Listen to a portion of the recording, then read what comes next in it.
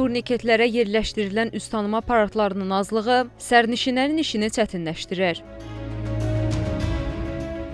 Dəmir yollarında bu il istifadəyə verilən üz tanıma cihazı və proqramı tam fəaliyyət göstərmir. Çünki bu sistem bütün stansiyalarda yoxdur. Yəni, bir stansiyada üz tanıma ilə dəmir yoluna daxil olan şəxs çıxışda aparat olmadığına görə telefondakı proqramdan istifadə etmək məcburiyyətində qalır. Həmin vaxt isə sıxlıq eyni qaydada davam edir. Buradan keçirik, amma digər stansiyada yoxdur. Yəni, telefon açırıq.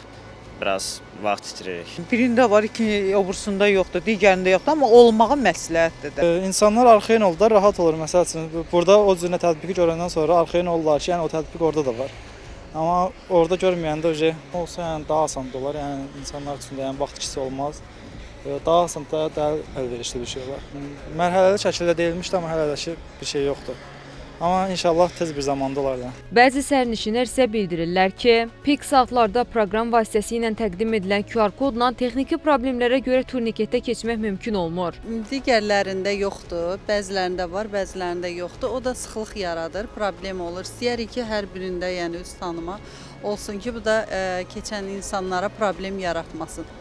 Bəzən elə olur ki, QR kod oxunmur, ona görə bank kartından keçməli oluruq. Yəni istəyərik ki, QR kod oxunsun da bu problemləri istəmərik olsun.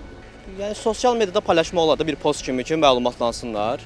Və yaxud da nə belə deyim də, yəni bura çox işlək olduğu üçün yəqin ki, burada kimsə məlumatlananda bir dostuna deyəcək.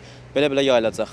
Düşünürəm ki, bir post paylaşsalar yaxşı olardı bu barədə. Məsələ ilə bağlı Dəmir Yolları Qapalı Səhmdar Cəmiyyətindən Xəzər xəbərə bildirildi ki, Bakı, Sumqayıt və Koroğlu vağzallarında dayanacaqlar quraşdırılıb. Digərlərində mərhələli şəkildə işlər görülür. Barkod məsələsinə gəlincə isə bu problemlə qarşılaşan şəxslər aidiyyəti üzrə müraciət edə bilərlər. Fidan Əsədli, Cabbar Qaryağdıoğlu, Xəzər xəbər.